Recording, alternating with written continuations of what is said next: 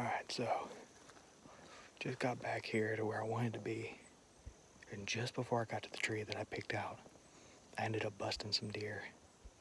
Quick question for you. How aggressive are black bear mamas when there's cubs involved?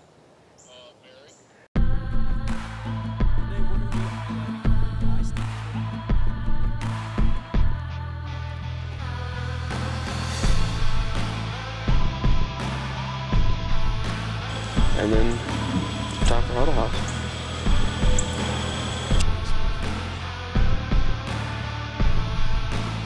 Hopefully this bear doesn't come after me while I'm gone.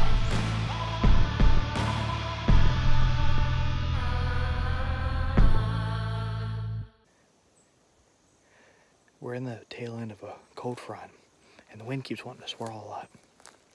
But the dominant wind's blowing back down to this pine thicket.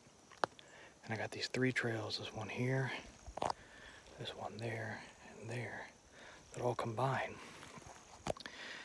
And these trees are too small to hunt, most of them. And the ones that aren't are way too difficult to get to. So, what I'm gonna do is, I'm gonna set up on this tree right here, on the ground, and I'm gonna ground hunt today. And the wind's gonna carry it back over this direction, and I'll get to overlook these 3 trailheads and look down this main one here where those deer were wanting to come. So back over my shoulder is all this real thick young pine stuff,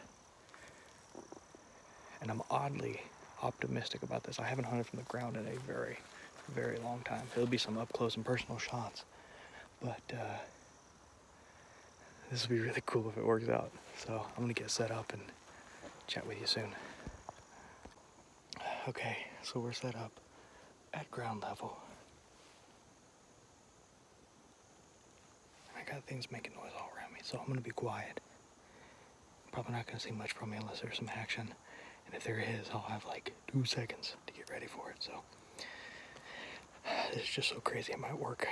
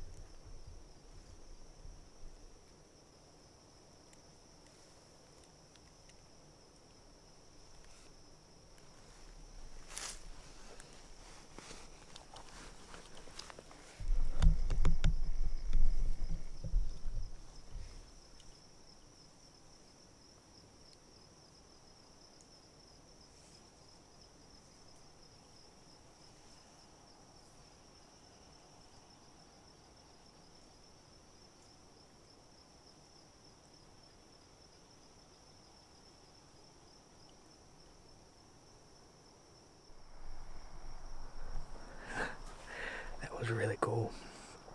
I don't know if you guys could hear it, but those turkeys came 10 feet from my other side. They came around the corner. All they had to do was step out a couple more feet, and they would have been out in your, you would have been able to see them. I heard them plucking and kikiing way off in the distance, and they came in right here behind me. It's so cool, man. I mean, these things were 10, 12 feet to my left. I never would have got a shot so thick. They haven't flown up yet, but I'm waiting to see if they do. Either sex turkey in Florida right now, so they were in as much danger as anything else was. This is awesome. I'm gonna hush. I think I hear something moving down this bottom. Might be a deer.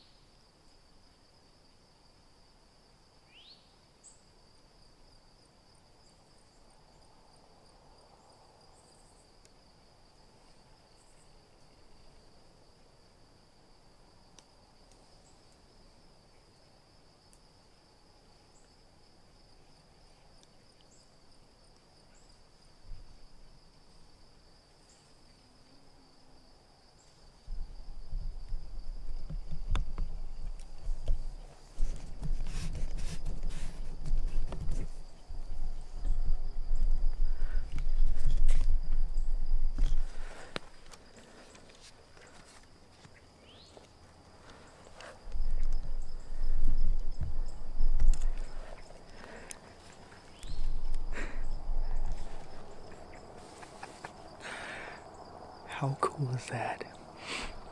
Folks, I think that's the end of the action for this evening, but you know, any day I can get within 20 feet of a bobcat and she never know I was here. Dude, that was the coolest thing.